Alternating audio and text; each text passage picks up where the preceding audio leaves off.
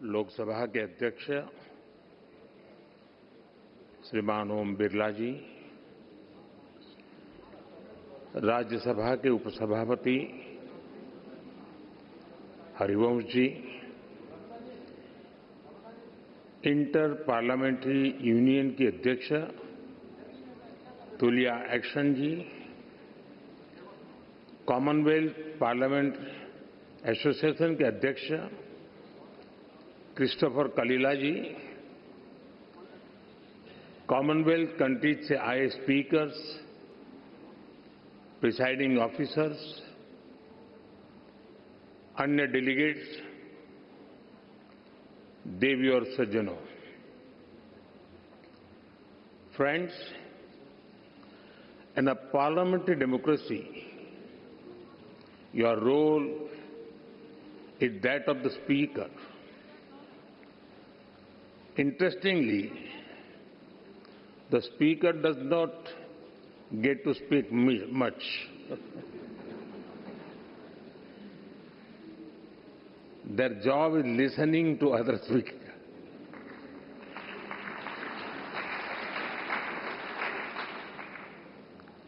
And ensuring everybody gets a chance. One common thing about speakers is their patience. They handle even noisy and over-enthusiastic members with a smile.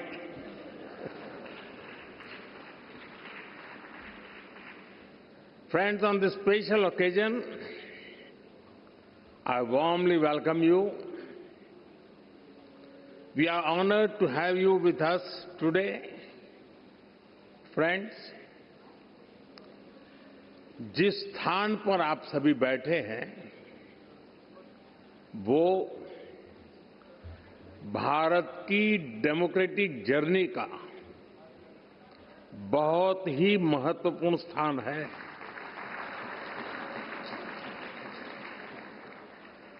गुलामी के आखिरी वर्षों में जब भारत की आजादी तय हो चुकी थी, उस समय इसी सेंट्रल हॉल में भारत के संविधान की रचना के लिए संविधान सभा की बैठकें हुई थी। भारत की आजादी के बाद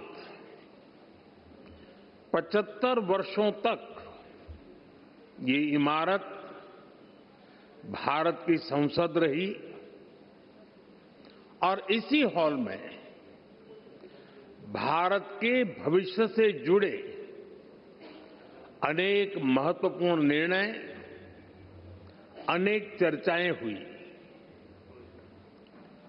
अब लोकतंत्र को समर्पित इस स्थान को भारत ने संविधान सदन का नाम दिया है। कुछ समय पहले ही भारत के संविधान को लागू हुए 75 वर्ष हुए हैं। मैं इस संविधान सदन में आप सभी अतिथियों का आना भारत के लोकतंत्र के लिए बहुत विशेष है। साथियों, ये चौथा अवसर है जब कॉमनवेल्थ स्पीकर्स और प्रिसाइडिंग ऑफिसर्स की कॉन्फ्रेंस भारत में हो रही है। इस बार इस कॉन्फ्रेंस का मुख्य विषय effective delivery of parliamentary democracy है। आप सभी जानते हैं कि जब भारत आजाद हुआ तो उस दौर में ये आशंका व्यक्त की गई थी कि इतनी डायवर्सिटी में भारत में लोकतंत्र टिक नहीं पाएगा। लेकिन भारत ने इसी डायवर्सिटी को डेमोक्रेसी की ताकत बना दिया। एक सबसे बड़ी आशंका ये भी थी कि अगर भारत में लोकतंत्र अगर जैसे तैसे टिक भी गया तो भारत किसी भी हालत में विकास नहीं कर पाएगा। लेकिन भारत ने साबित किया कि डेमोक्रेटिक इंस्टीट्यूशंस और डेमोक्रेटिक प्रोसेसेस डेमोक्रेसी के स्टेबिलिटी, स्पीड और स्केल तीनों देते हैं। भारत दुनिया की फास्टेस्ट ग्रोइंग मेजर इकोनॉमी है। आज भारत में यूपीआई दुनिया का सबसे बड़ा डिजिटल पेमेंट सिस्टम है।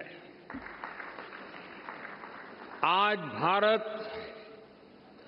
दुनिया का सबसे बड़ा वैक्सीन प्रोड्यूसर है। आज भारत दुनिया का नंबर 2 स्टील प्रोड्यूसर है। आज भारत में दुनिया का तीसरा सबसे बड़ा स्टार्टअप इकोसिस्टम है। आज भारत दुनिया का तीसरा सबसे बड़ा एविएशन मार्केट है। आज भारत में दुनिया का चौथा सबसे बड़ा रेल नेटवर्क है।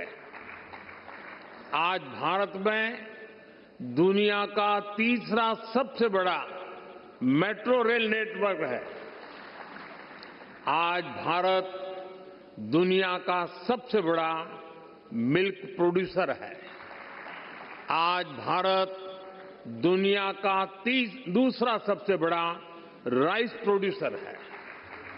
फ्रेंड्स, भारत में डेमोक्रेसी का अर्थ लास्ट माइल डिलीवरी है।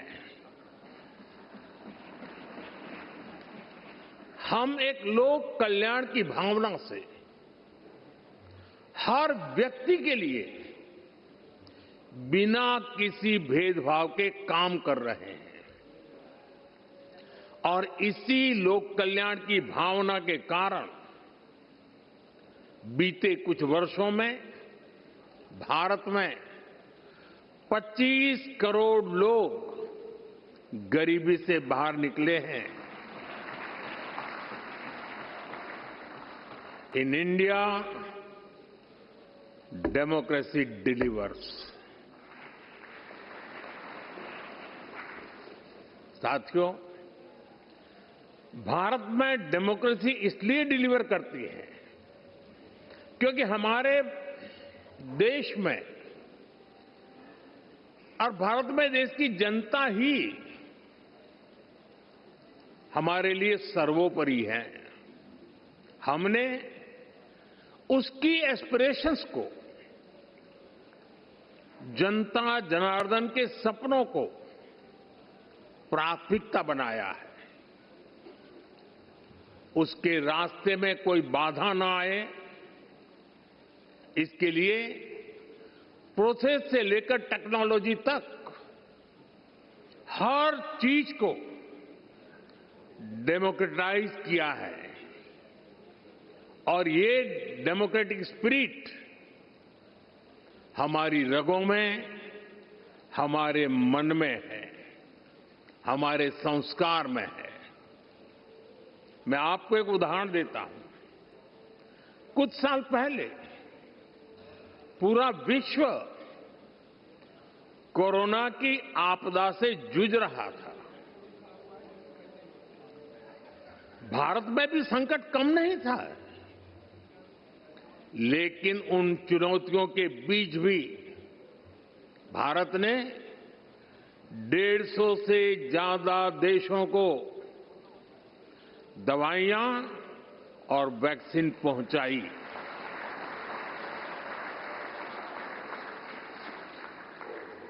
लोगों का हित, लोगों की भलाई और उनका कल्याण, ये हमारा संस्कार है। और ये संस्कार हमें हमारे लोकतंत्र ने दिए हैं। Friends, many of you know India as the world's largest democracy. Truly, the scale of our democracy is extraordinary. Consider India's general elections held in 2024. They were the largest democratic exercise in human history. Nearly 980 million citizens were registered to vote. This number is larger than the population of some continents. There were more than 8,000 candidates and over 700 political parties.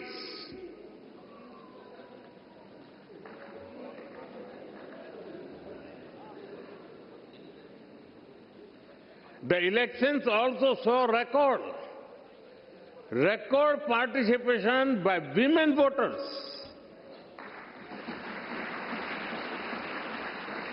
Today, Indian women are not only participating, but are also leading the way.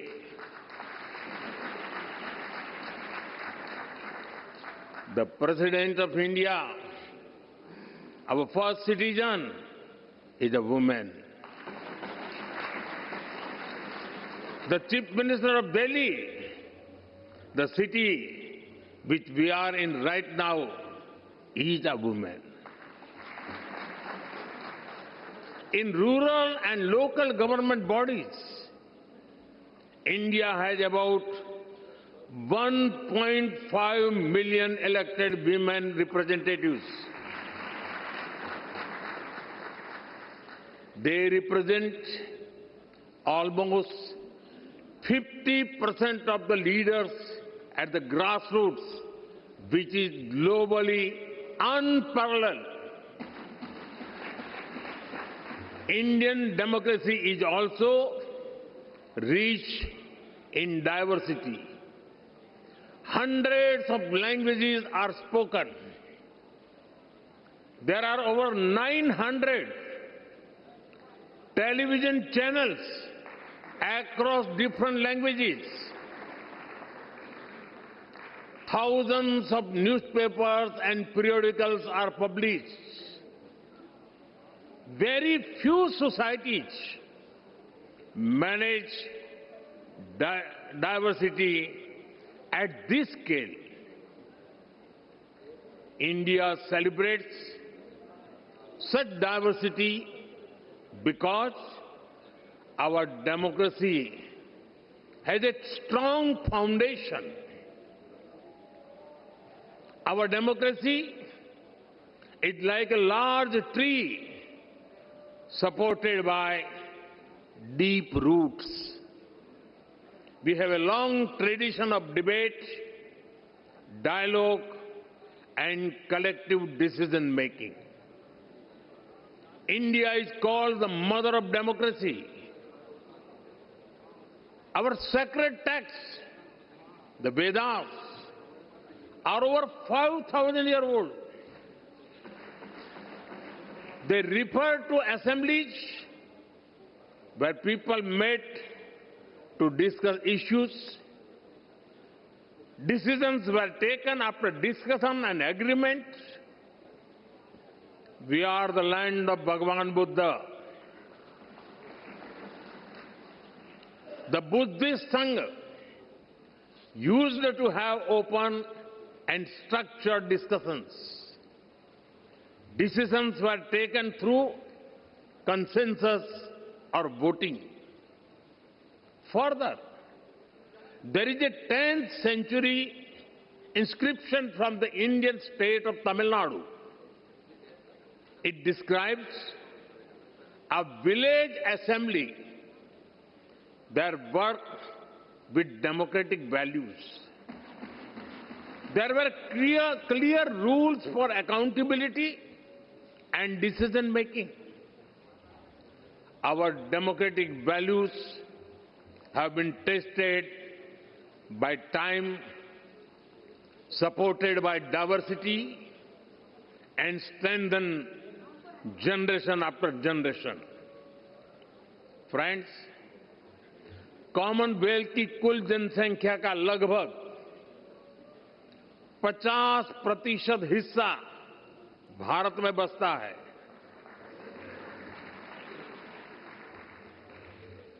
हमारा प्रयास रहा है कि भारत सभी देशों के विकास में ज्यादा से ज्यादा योगदान दे।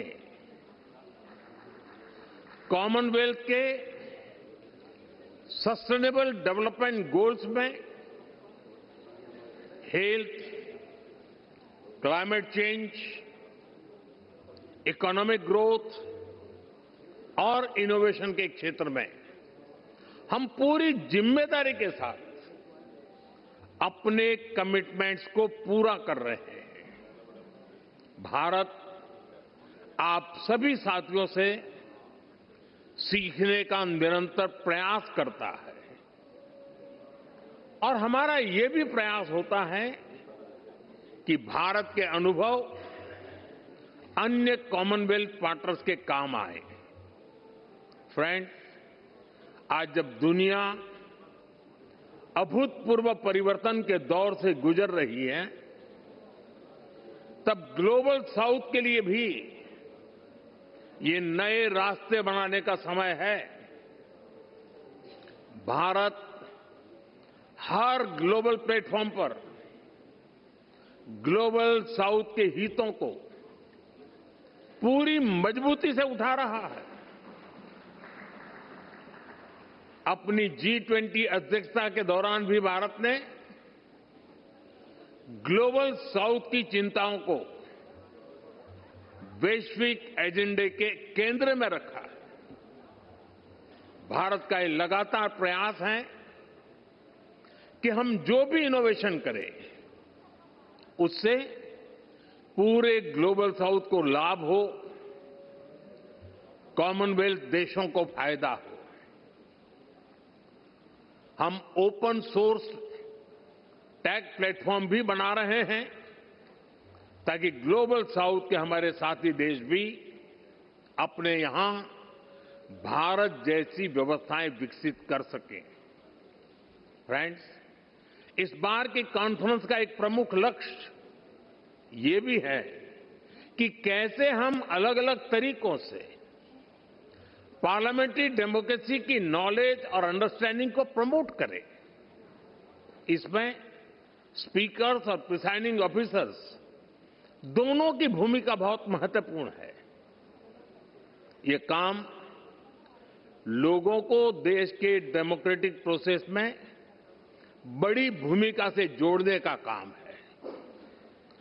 भारत की संसद पहले से ही ऐसे काम को कर रही है।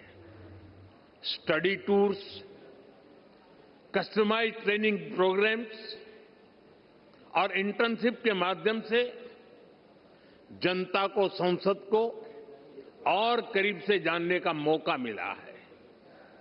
हमने अपनी संसद में एआई की मदद से डिबेट्स और हाउस प्रोसीडिंग्स को रियल टाइम में रीजनल लैंग्वेजेज में ट्रांसलेट करने का काम शुरू किया है। संसद से जुड़े रिसोर्सेज को भी एआई की मदद से यूजर फ्रेंडली बनाने का काम हो रहा है और इससे हमारी यंग जनरेशन को संसद को समझने, उनको बेहतर अवसर मिल रहा है। फ्रेंड्स, अब तक मुझे आपकी संस्था से जुड़े 20 से ज्यादा सदस्य देशों में जाने का अवसर मिला है। कई सांसदों को संबोधित करने का सौभाग्य भी मिला है। जहां जहां मैं गया, मुझे बहुत कुछ सीखने को मिला। मैं हर बेस्ट प्रैक्टिस को लोकसभा के हमारे अध्यक्ष और राज्यसभा के चेयरमैन और डिप्टी चेयरमैन महोदय के साथ आकर के तुरंत अपने अनुभवों को साझा करता रहा हूं। मुझे विश्वास है कि ये कॉन्फ्रेंस सीखने और सिखाने के इस क्रम को और समृद्ध करेगी। इसी कामना के साथ आप सभी को मेरी बहुत बहुत शुभकामनाएं। धन्यवाद।